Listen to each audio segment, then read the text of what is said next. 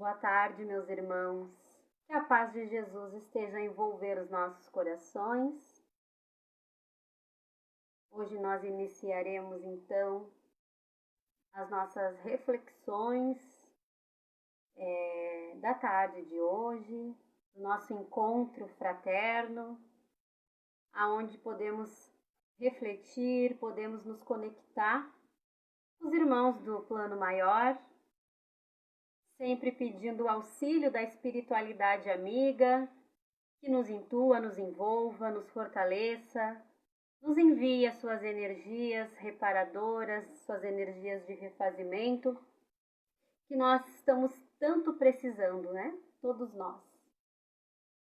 Então, nesse momento, nós elevando o nosso pensamento ao alto, rogando a Deus, a Jesus, que nos ampare, que nos guarneça, que nos console, nos alivie. De contrapartida, oferecemos nosso amor, nosso respeito, nossas tentativas incansáveis de nos tornar seres humanos, seres espirituais melhores.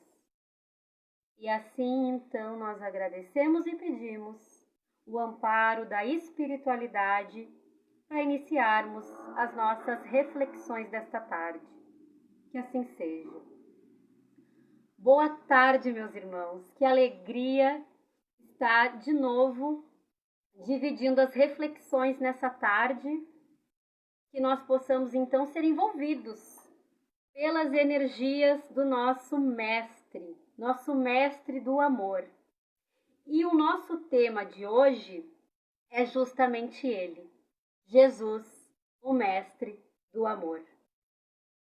Ele nos disse uma vez: aonde 2 ou mais estivessem falando em seu nome, lá ele estaria.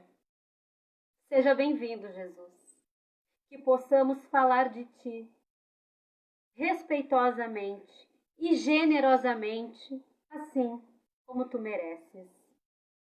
E iniciando as nossas reflexões de hoje, o espírito Humberto de Campos disse uma vez ao médium Divaldo Pereira Franco, para quando falasse de Jesus, é preciso estar de pé. É preciso estar pronto. É preciso saber a grandiosidade, a responsabilidade, e ainda que nos falte muito a compreensão, o entendimento do que foi esse mestre, nós seguimos na tentativa. Porque aprender com ele, aprender da vida dele, aprender sobre tudo aquilo que ele fez e plantou nos nossos corações, nos dá uma esperança serena de que dias melhores sempre virão. Então, Jesus, com todo o respeito que tu mereces, hoje nós vamos falar de ti. Então, meus irmãos, Jesus, há 2000 anos atrás, veio, pisou nesse planeta, se apequenando num espírito, num corpo, para que pudesse estar no meio de nós. Embora seu espírito grandioso, ele precisou se diminuir para estar dentro do nosso mundo, convivendo com as nossas dificuldades, com os nossos equívocos, com as nossas necessidades ainda. São muitas, mas ele veio, até mesmo de forma sacrificial, porque o amor de Jesus veio nos elevar. O seu amor veio nos socorrer num momento em que um planeta tinha tanta necessidade, precisava de explicações, precisava de compreensões e que ainda somos muito carentes e necessitamos. Mas ele veio. Ele veio e deixou o seu legado de amor. Jesus nos ensinou tudo que nós precisamos saber para ter uma vida de alegria, para termos uma vida digna. Ele veio aqui e disse tudo, exemplificou tudo e é o nosso guia e o nosso modelo. E embora nós temos muito a mania ou talvez até a necessidade de estar endeusando as criaturas humanas. A gente tem esse de exemplo, aquele de exemplo, e acaba muitas vezes até exagerando nessa admiração. Enquanto nosso guia e modelo Jesus nos mostrou, nos demonstrou, na sua fala de amor, tudo o que nós precisamos saber.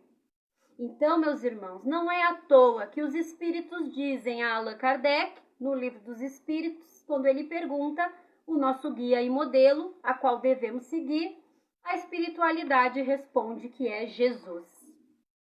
Então, ele é, de fato, sem nenhuma dúvida, o nosso maior exemplo de sabedoria, de perseverança e de compaixão. De Salvador, ele era chamado. E de fato foi. Jesus, ele não nos libertou, como é sempre dito, com a sua morte. Não foi lá na crucificação, quando ele passa por todo aquele calvário, que Jesus de fato nos liberta. Jesus nos libertou com a sua vida. Ele nos libertou no momento que ele aceita vir, como eu falei, de forma até sacrificial, para nos elevar com o seu exemplo, com a sua fala mansa, com as suas parábolas. Um professor que foi preocupado com o entendimento dos seus alunos, procurando uma didática acessível para que as criaturas compreendessem aquilo que ele falava. Então, de fato, foi um professor e veio ao nosso planeta nos libertar, mas não com a sua morte, com a sua vida. Ele disse que é a verdade, o caminho, a verdade e a vida, e que ninguém ia ao Pai se não fosse através dele. Então, meus irmãos, nas nossas buscas incessantes pelo nosso desenvolvimento, a elevação dos nossos sentimentos, ter pensamentos mais dignos, Jesus é o melhor exemplo que nós temos de seguir.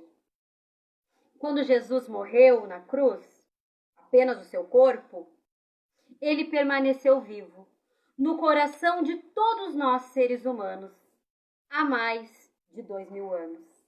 Ninguém consegue esquecer de Jesus.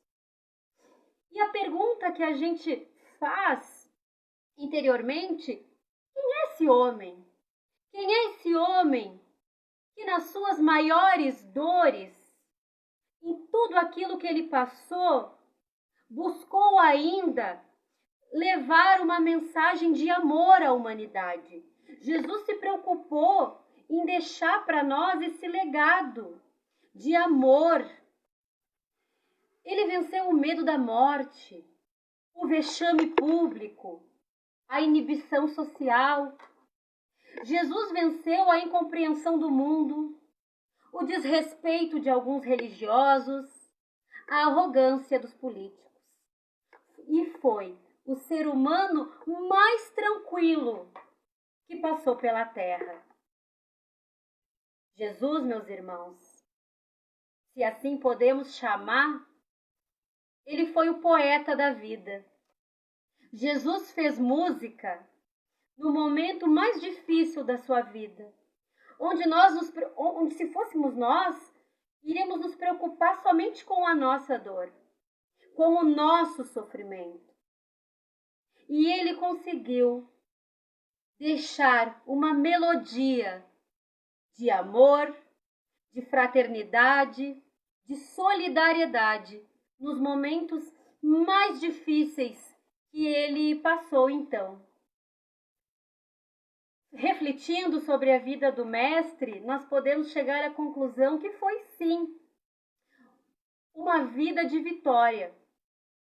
Jesus venceu tudo, porque ele veio aqui e mostrou o que ele tinha que mostrar, ensinou o que ele tinha que ensinar. E quando voltou à casa do Pai, acredito que pensado que, enfim, poderia dormir em paz, porque veio, cumpriu a sua missão divina e retornou à casa do Pai, deixando para a humanidade tudo o que ela precisava saber. Quando a gente pensa, meus irmãos, na dimensão do que é ser um exemplo, porque hoje em dia, né, e sempre foi, nós somos os exemplos de quem? Os pais são um exemplo dos filhos, a gente pode seguir de exemplo para um amigo, né? A gente é exemplo para alguém, sempre tem alguém que se espelha na gente. Eu não sou mãe, mas eu acredito que os pais, eles tenham essa incumbência de ser exemplo de alguém, do filho, principalmente. Agora vamos parar para pensar o que é o peso que é ser exemplo para a humanidade inteira. O grau o tamanho da missão que esse mestre veio desempenhar, que ele tinha que ser um exemplo perfeito para a humanidade inteira. Porque aquilo que ele disse, aquilo que ele deixou, aquilo que ele plantou é eterno. Então vejamos o grau de responsabilidade que esse mestre tinha diante da humanidade. E que leveza o seu espírito exalava. De fato, era muito leve, carregando as dores da alma de uma humanidade inteira. Que é assim até hoje. Jesus acolhe os nossos corações, muitas vezes cheios de mágoa, cheios de ressentimento, ainda cheio de sentimentos que não são aqueles mais elevados. Jesus carrega conosco os nossos fardos, ele divide as nossas dores, os dissabores da vida quando ela se faz difícil. O Mestre nos acompanha. Então imagina, muitas vezes a gente não quer ouvir o desabafo do nosso amigo, do nosso familiar. Jesus há 2000 anos e talvez muito mais ouve os nossos desabafos, ouve as nossas lamentações e carrega toda a angústia, toda a precariedade ainda, todos os equívocos que nós ainda somos acometidos, com uma dignidade sem igual. E que paz é essa que esse homem demonstra? Jesus foi aquela criatura que veio no planeta, retornou à casa do Pai sem nenhuma dívida. Jesus não contraiu nenhuma dívida, seja ela qual for, com ninguém enquanto esteve no planeta. É aquela criatura, talvez a única criatura na história, que fechou os olhos na sua existência sem nenhuma cicatriz na memória. Aquela criatura que pisou aqui e retorna limpo, sabendo que não construiu, não teve nenhum tipo de inimigo na sua alma. Não que as criaturas da época não fossem inimigos de Jesus, devido àquela grandiosidade, aquela luz que as pessoas não compreendiam. Quem é esse? Quem é esse homem que possui essa grandiosidade que chegava a cegar? Mas ele em si não teve ninguém como inimigo, porque até mesmo aqueles que o fizeram mal, seus algozes, seus carrascos, aqueles que lhe deram as chibatadas, que o injuriaram, ainda esses, Jesus sequer disse qualquer ofensa, porque Jesus fazia poesia no momento da sua dor. A medicina atual nos diz que a dor física, a dor emocional também, ela chega a um ponto, muitas vezes, que ela é paralisante. A dor, muitas vezes, ela paralisa. E é muito comum a gente ouvir falar Nossa, eu tô com uma dor tão grande que eu não consigo pensar. Eu tô com uma dor tão grande que eu não consigo nem respirar. E isso, de fato, a medicina nos traz essas questões todas. Mas Jesus, nas suas maiores dores, conseguiu ter inspiração para fazer as mais lindas poesias. Através do seu olhar generoso. Jesus em nenhum momento, nos relatos que nós sabemos, se revoltou com tudo aquilo que estava acontecendo. Em nenhum momento fez acusações.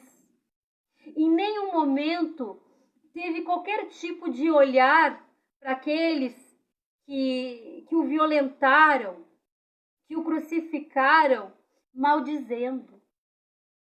A resignação de Jesus é um exemplo para todos nós. Uma criatura que nada devia, apanhando covardemente, exalar poesia, quando ele ainda consola aquelas criaturas que estavam ali sofrendo de ver tamanha atrocidade que estava acontecendo com o mestre. No auge da dor, Jesus é capaz de transcender. Pois do ponto de vista psicológico, é humanamente impossível. Do ponto da psicologia, é humanamente impossível ter pensamentos altruístas, ter pensamentos elevados diante de uma violência tamanha. É praticamente impossível. Você está sendo crucificado numa cruz e conseguir ser afetivo, ser poético, ser profundo, ser amoroso, ser solidário. Impossível. E Jesus produziu, no momento que está crucificado, emitir as mais belas poesias de solidariedade, de perdão e de amor. Tanto que ele se mostra solidário que provavelmente tenha sido a única criatura que consegue chamar um traidor, Judas, de amigo. E dar a ele a oportunidade de se renovar, de se reformular.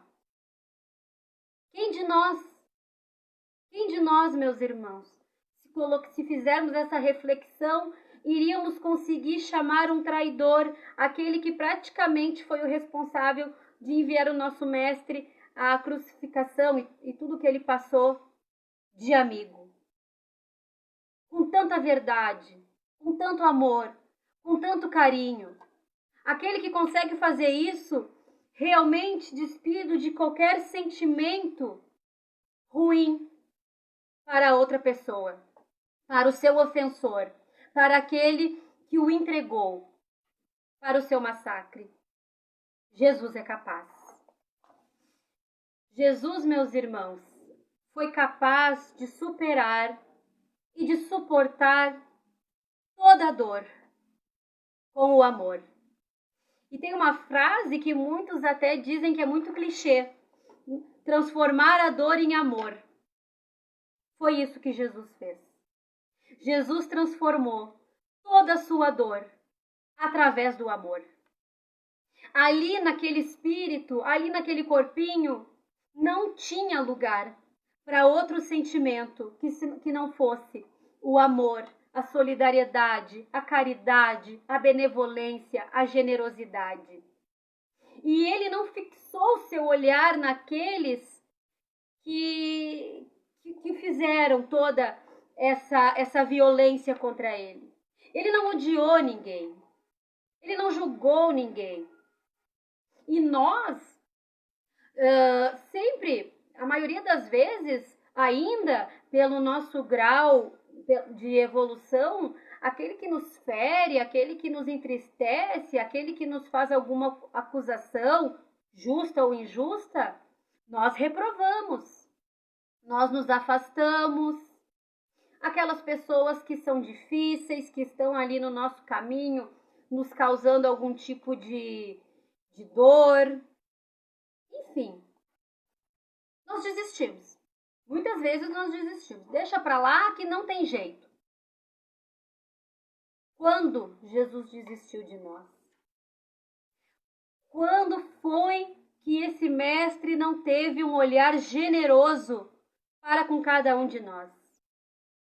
E nós decepcionamos Jesus. Claro que nós decepcionamos. Nós ainda vamos decepcionar.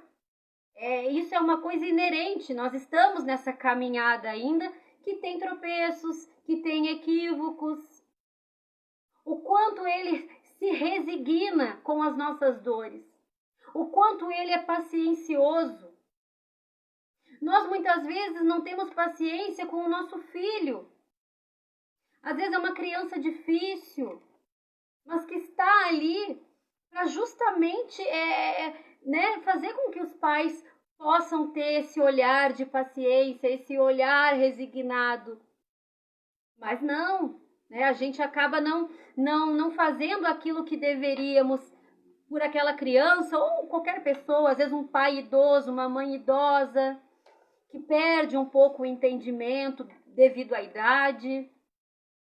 E nós perdemos a paciência. E Jesus nos concede, com toda a sua dignidade, a sua paciência, o seu olhar amoroso para uma humanidade que vem se equivocando. Jesus conseguiu, meus irmãos, ter força para suportar com dignidade o que nenhum de nós suportaria com lucidez. Jesus conseguiu suportar com dignidade o que talvez nenhum de nós suportaria com lucidez. Ele sofreu, mas ele não se vitimou. Ele sofreu não como um coitado, como uma vítima, como um infeliz.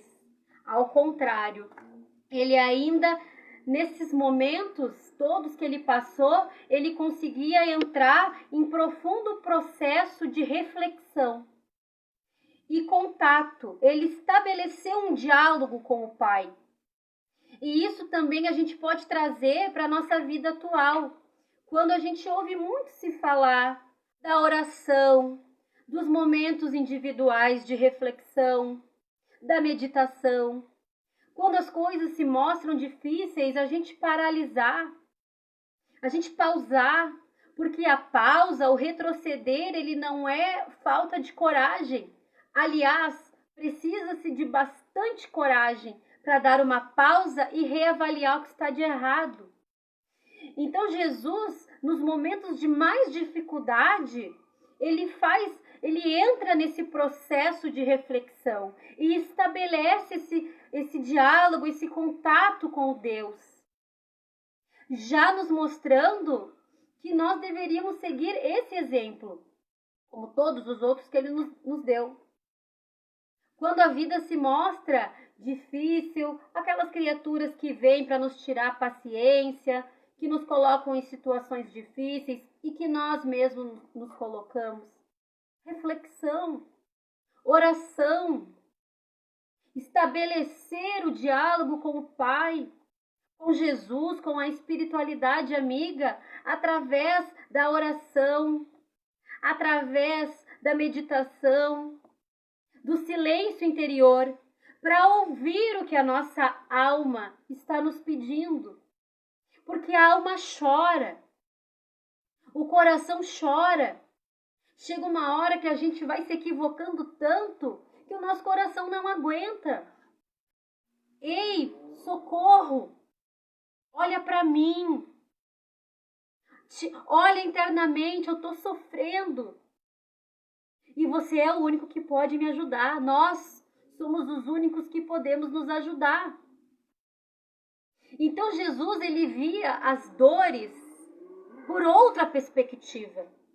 E nós ainda temos essa condição de nos colocarmos como coitados, como vítimas, como tudo de ruim acontece comigo, eu sou o escolhido para sofrer. Então, a mudança de olhar nós temos que fazer. Jesus tinha um outro olhar para a dor. Nós sabemos, muito é falado hoje em dia, que a dor ela é pedagógica, ela é medida educacional. Nós ainda precisamos dela. Aquela escolha que é tão falada, aprender pelo amor e aprender pela dor. Nós temos esse livre-arbítrio e essa escolha. Mas ainda nós, pelo grau que estamos, muitas vezes, nos equívocos, nós padecemos pela dor. A dor, ela é alicerce, né? Ela é um alicerce para que a gente fique mais forte, mas não é ela que vai nos definir. Não é a dor que a gente está passando que vai nos definir. Ela vai nos fortalecer. Ela vai nos ensinar. Mas ela não vai nos definir. O que vai nos definir são os esforços que nós vamos realizar para a superação daquela dor. É extrair dela o melhor que ela tem. E toda dor tem um ponto positivo, porque ela nos eleva. A questão é, o que faremos com ela? O que faremos com os nossos equívocos? Reagir sem medo? Não se revoltar? Não culpar o mundo? Não culpar o outro? Não culpar a Deus? A dor, ela é uma ferramenta de aperfeiçoamento. E Jesus entendia isso. E ele ainda, em todo aquele suplício, ele consegue consolar. Agora, façamos essa reflexão. Quem de nós consegue, quando está lá, sufocado na dor, olhar o outro? E até tem aquela coisa que se fala assim, guardei minha dor no bolso e fui socorrer a dor do meu próximo, fui auxiliar o meu próximo. Quem é que consegue? Quando nós conseguirmos fazer isso, ponto para nós. Nós estamos evoluindo. Mas quando nós estamos sufocados numa dor muito grande, nós vamos conseguir? Sinceramente, Jesus conseguiu.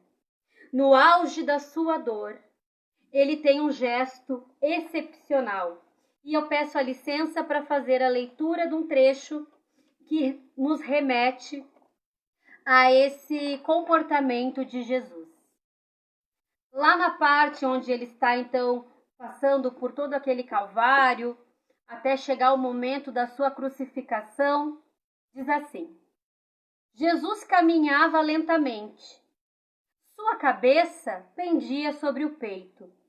Estava sem condições físicas e psíquicas para se preocupar com os outros.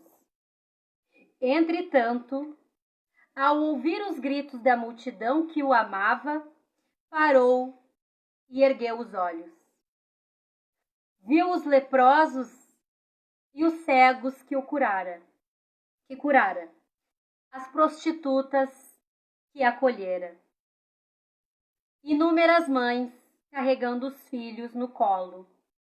Então, quando todos pensavam que ele não tinha mais energia para raciocinar e dizer qualquer palavra, Jesus fitou a multidão, se fixou e disse: Filhos de Jerusalém, não choreis por mim, chorai antes por vós e por vossos filhos.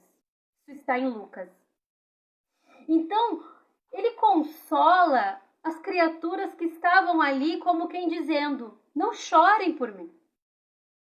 Eu estou morrendo, mas não se preocupem comigo.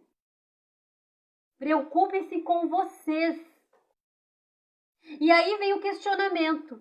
Que homem que é capaz de, no auge do seu sofrimento, esquecer de si próprio?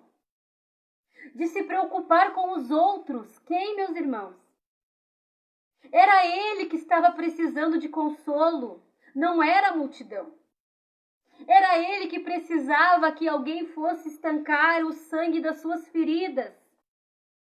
Era ele que precisava de alguém que fosse aliviar as suas dores. Jesus esqueceu de si mesmo. Ele se voltou às pessoas que estavam ali e as consolou. Quem nós conhecemos, por exemplo, que sofre um acidente e que apesar de estar ali todo ferido, sangrando, que é capaz de esquecer de si e consolar a angústia do outro, de quem se aproxima, quem de nós? E essas reflexões, elas não são para nos causar qualquer tipo de constrangimento. Esse não é o foco. Esse não é o objetivo. O objetivo é que a gente consiga entender a grandiosidade do Mestre. Que existia amor em cada atitude, em cada palavra dele. Que existia o amor que nós necessitamos aprender. Vamos dar voz a esse amor. Vamos deixar que esse amor se entranhe em nós. Já diz uma música de Roberto Carlos que a fala de Jesus era de amor.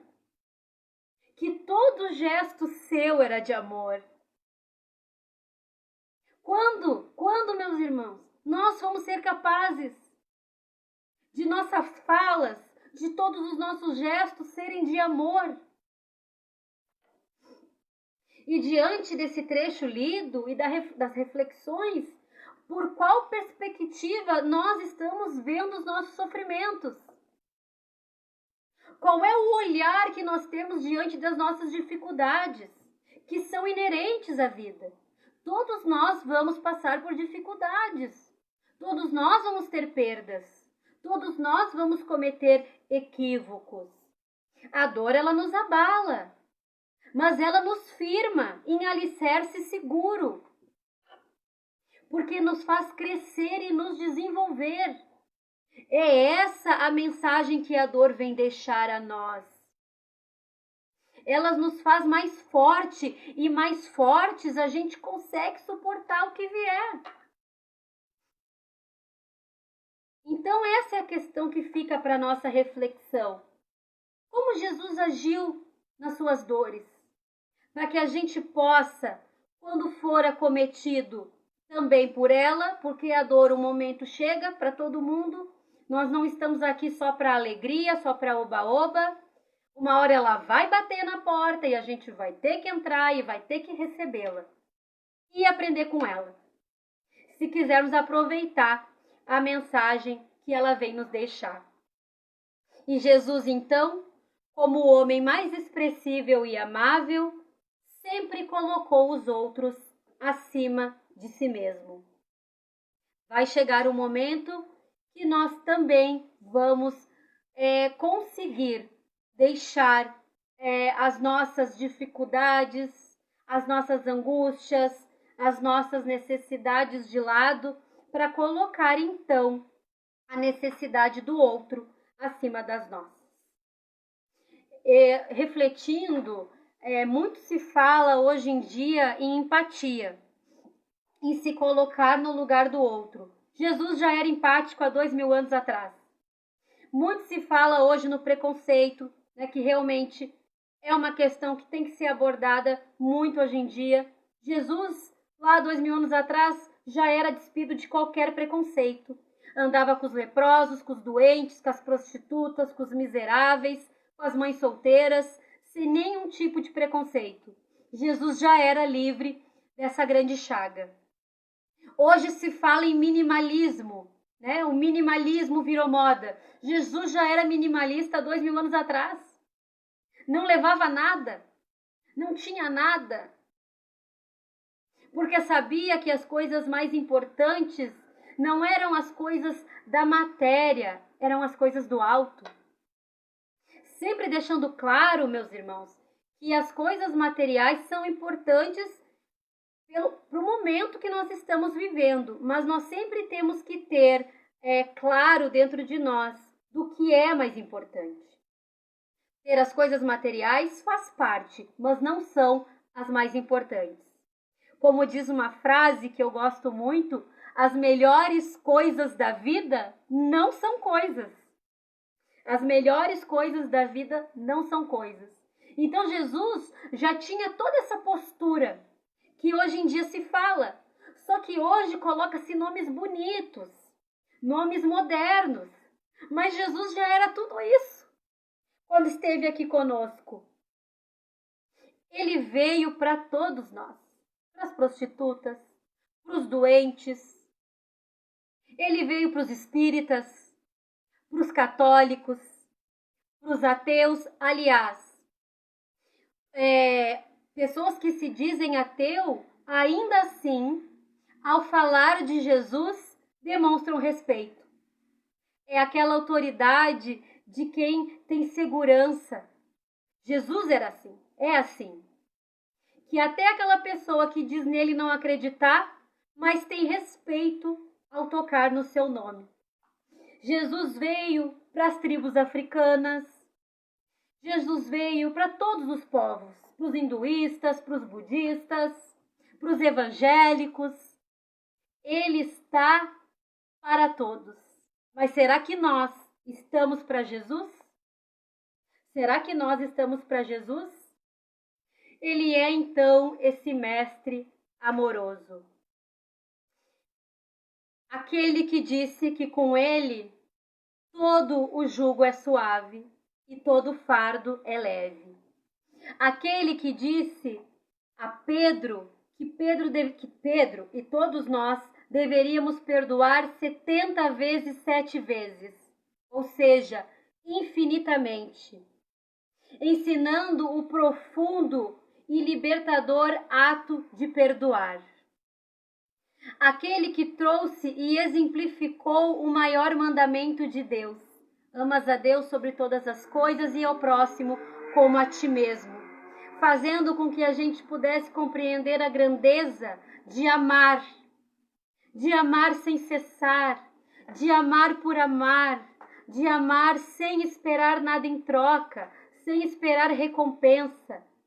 Aquele que teve um encontro com Paulo na estrada de Damasco e através do amor que ele coloca em cada palavra que diz a Paulo, ele regenera e faz de Paulo o apóstolo dos gentios.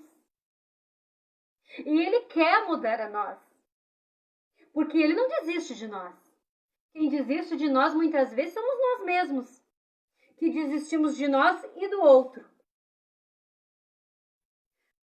É porque nós precisamos, para ter toda essa compreensão e esse entendimento do amor de Jesus, nós precisamos começar a enxergá-lo não com os olhos, mas com o coração. No momento que nós começarmos a enxergar Jesus com o nosso coração, a nossa visão de Deus, da vida e de nós vai modificar completamente. E aí é aquilo que nós falamos no início. Nós não conseguiremos mais continuar os mesmos. Porque todos aqueles que se encontram interiormente com Jesus não conseguem mais permanecer as mesmas pessoas.